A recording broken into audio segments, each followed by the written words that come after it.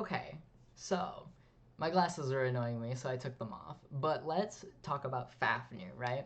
So this isn't, believe it or not, this is not a requested character, right? Because that was like the past 5 videos, I think. And then I realized, wow, I did 2 mids, 2 solos, and 1 jungler, and I didn't do anything for duo lane. So the last 2 for this week will be duo laners, right? So here we have the support, right? So Fafnir, right?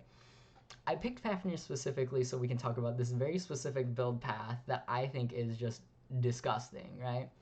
I don't have many tips or tricks for Fafnir, unfortunately, but I do know that once you're out of combat, you definitely don't want to sit in your ult. You want that to go back on cooldown, so that way you have that ready for the next team fight, right? So let's get into the build. Obviously, as support, you're gonna get Guardian's Blessing. If you don't get Guardian's Blessing, you are trolling. And I will report you for not playing your assigned role as a support. Okay, I'm gonna be honest. And then from there, I have 2 different ways, right? So you can either go shoes with your Guardian's Blessing at level 1, pair it with a Healing Chalice, right? And that's it, right? Or you can go Guardian's Blessing, Healing Chalice, and max multi-pots. So that way you have mana sustain, some extra health sustain, and you can double proc healing, right? It's up to you. It's your choice. Don't go tier 1 Gauntlet of Thebes. I promise you, tier 1 Gauntlet of Thebes, garbage. You just don't. Okay? That extra HP regen, that 100 health, garbage. I promise you, you get more from potions, okay? So, Shoes of Focus you're gonna want because you can go into your dragon form more, you can have coercion up, you can stun more. There's also, obviously, you can get the other boots.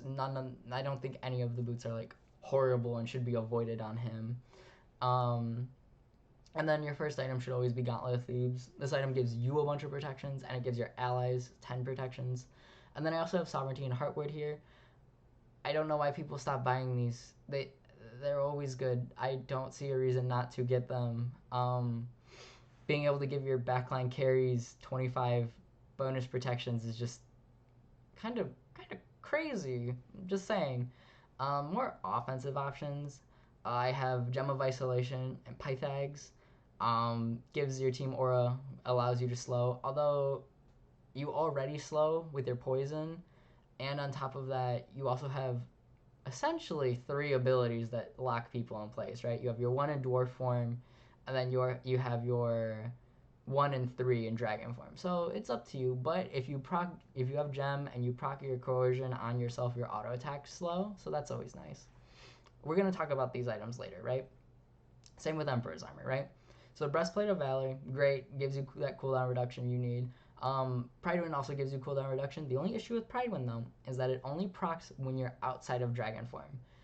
But that isn't necessarily a bad thing, because when Fafnir's out of dragon form, he's very vulnerable, and there isn't much you can do. You just gotta wait, and you can die very easily. So giving yourself that extra shield might actually be really helpful, right? Pestilence is here for healers. You could also get Contagion, right? Relics, we're skipping Belt to Frenzy, right? Relics, Heavenly Wings, Magic Shell, and Horrific Emblem are all great options. Horrific Emblem does, however, get countered by Sprint. Obviously, we all know this, right? But the damage reduction that it does when you upgrade it is not countered by Sprint, which I think a lot of people sleep on. Being able to reduce a target's damage by 15% is quite a lot. And then Magic Shell and Sprint, just great options, right? So let's talk about this build, right? So you're gonna go your normal this, right? You're at least gonna get Gauntlet of Thebes and Shoes of Focus, right? Another option you can get is, where is it? Where is she? Relic Dagger. I think Relic Dagger is phenomenal, right? It gives you everything you would ever want as a support, okay? So you can go this, into this, into this, right? Now these last 3 items, right? You're going to go Tyrannical Plate Helm, Shoguns, and Emperor's Armor, right? And you're going to get Frenzy, but you're going to upgrade it. I don't know if I can upgrade it or not. No, I can't upgrade it. But when you upgrade it, it gives you 10 pen, right, against objectives or whatever, which is always great. So you're probably like, what is this, right? So these 3 items, these 2, right, Gauntlet of Thebes and Shoes of Focus, they're just there because they're typical support items. Relic Dagger's there so that way your Frenzy's up more. Now these three items and Frenzy are really what I'm talking about, right? And I picked Fafnir specifically because of his second ability, right? Coerce, or Corrosion, or what is it? Coerce, right? So right here, right? This, come on, this gives a buff to all of your lane minions, right? All of your minions, it gives them health and attack speed, right? This gives attack speed to your allies around you, right? This reduces the speed that the towers shoot out, right? And then this gives increased damage to objectives. You can push anything instantly with this build as a guardian.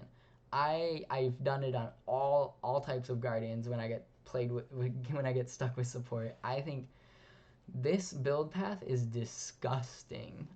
Even if I'm like, well, maybe not Aphrodite or Hell support, right? Or maybe even Yamoja, because Yamoja kind of builds towards more of a healer, right?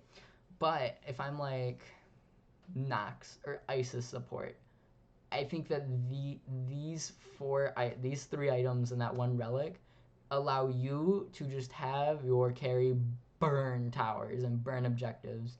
It's actually kind of disgusting, and it's so crazy. Like, especially once you get upgrade Fire Giant on yourself, or you get the powered up minions, the Oni minions.